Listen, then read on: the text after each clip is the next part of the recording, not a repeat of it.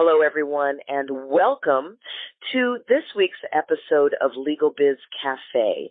I am your host, attorney Shaune B. Arnold, and boy, I'm going to get right into it tonight. You have heard me say, I'm reminding you to maximize your competence, to get the confidence you need to really succeed in your life. So what does that mean? Well, I want you to ask yourself the following question this evening. What do you want? Seriously, ask yourself, what do you really want for your personal and professional lives? Now, this is a business show, and so I'm talking to you as an entrepreneur, one entrepreneur to another, but our business choices have ramifications across our personal lives. Let that soak in and ask yourself again, what do you really want? We often ask, what's the meaning of life? Why are we here? Why are we going through all of this? What is this nonsense about? Why are we fighting so hard? What is the meaning of life? But there's another more important question, and that is, what is the meaning of your life? What is the meaning of your life as a professional? I remember when I first discovered that I wanted to be a transaction attorney. I had already finished law school. I went to law school in San Francisco at Hastings Law School, and I loved it. I absolutely discovered law school by accident, literally on challenge of a stranger. I went to a party, and everyone there was from my hometown when I was a kid, and they pulled out a yearbook of the high school I would have gone to, except that I left at the end of the 6th grade. I looked through the yearbook. I was the only one who left. Everyone else from my 6th grade class was in the book, except the one kid that had gotten on drugs and didn't graduate. Being an Air Force brat, I had traveled through my entire childhood, and these folks all stayed in the same place.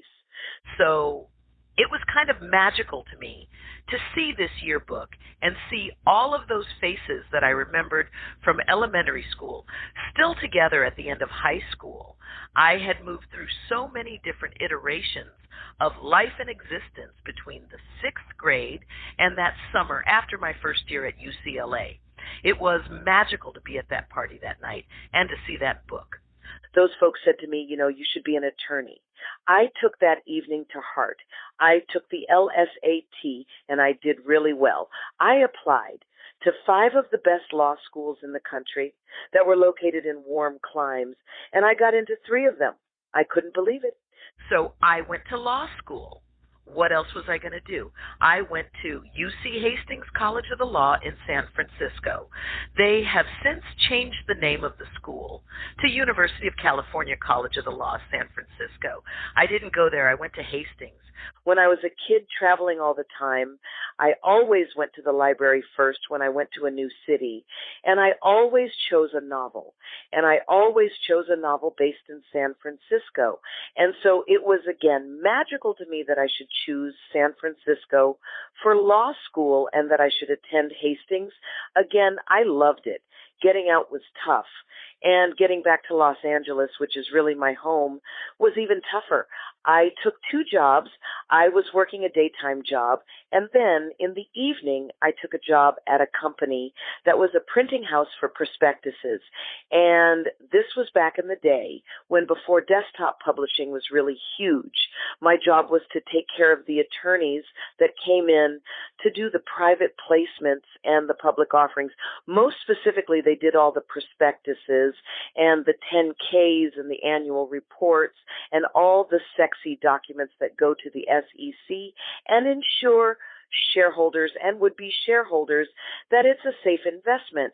And seeing this for the first time, my goodness, watching those attorneys coming in wearing their $5,000 suits and sitting around a $100,000 green marble table and pounding the heck out of a document all night long. That night, I discovered transaction law. This is not the stuff of hour-long TV dramas. That's courtroom madness. Business transactions are completely different. I was a Hastings grad at this point. I had just taken the bar exam and was waiting for my results. I was working the second job to make the money to move back to Los Angeles. One evening, while as I was serving dinner, one of the attorneys said to me snidely and said, "Aren't you embarrassed to be serving us?" I said, "Oh my, no. Isn't that what we're all doing here? Serving?" She scoffed audibly. The table laughed at me. The man sitting at the end of that long table spoke up saying, "Yes, that's exactly right. We're all here to serve."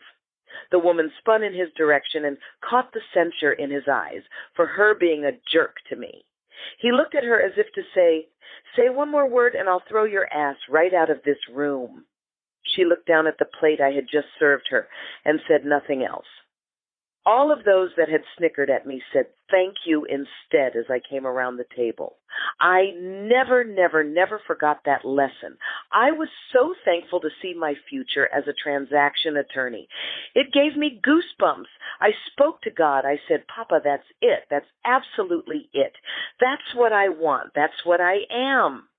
Of course, God patted me gently on the head and said, "Oh, you like that, my daughter?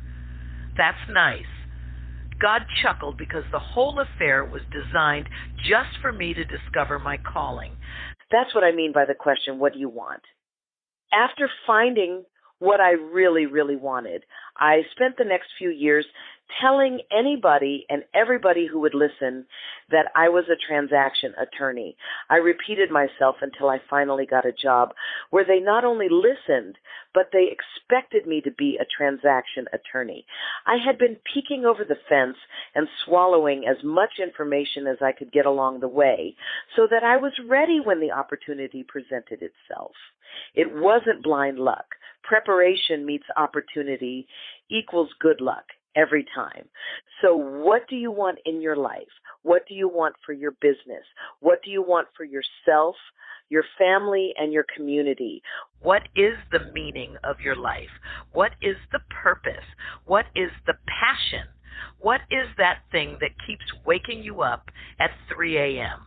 What is the thing that you want to do that you're afraid of doing? That thing that you would do for free, that thing that you probably do for free right now, but that you want somebody to pay you for. You know, I'm reminded of when I was a teenager. My ambition wasn't crystallized at all into any particularized path to success. Many things caught my eye along the way. I remember in particular, I was a foster kid in group homes.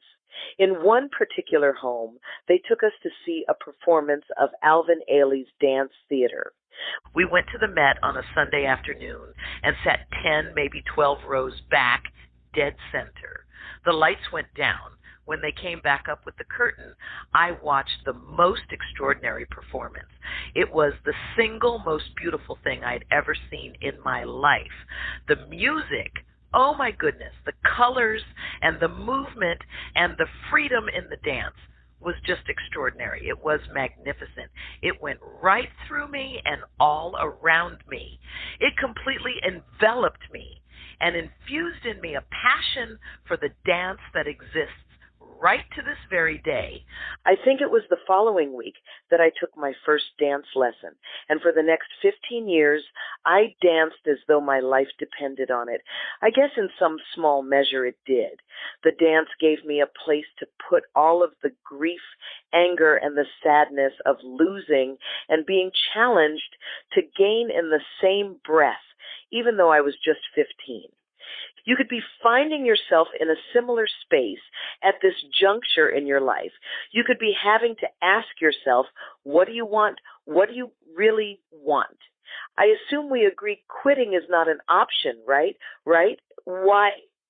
Because I was born into the United States Air Force. I struggled just like you, and that's what I came up with. And that's what you have to come up with. You have to go to your core. And wherever you came from, that got you to where you are today. I mean, you didn't get here being a wimp, right? You didn't get here being a screw-up. You did some things right.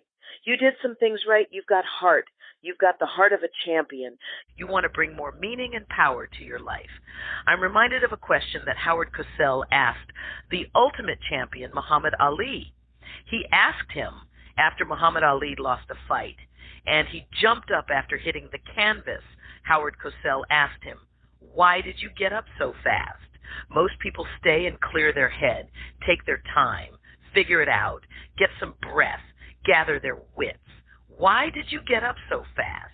Muhammad Ali answered him without pause. He looked Cassell in the eye and said, I looked around and I saw where I was, and I thought to myself, that canvas is no place for a champ. Indeed, it's no place for a champion. I invite you to hearken back to your belief in yourself. And if your belief does not match what you want, then you need to work on your beliefs, not what you want. Work on your beliefs. Get those straight. Do what's right for you in your life, your business life, and your personal life. Ladies and gentlemen, I want to thank you for joining me on this week's episode of LegalBiz Cafe. I am your host, attorney Shaune B. Arnold. I invite you to hit me up on Facebook, LinkedIn, and Twitter X. In all of those places, you'll find me as Shaune.Arnold. In the meantime, I'm attorney Shaune Arnold, reminding you, as always, to maximize your competence, to get the confidence you need to succeed. I look forward to seeing you right back here next week on LegalBiz Cafe. Bye-bye, friends.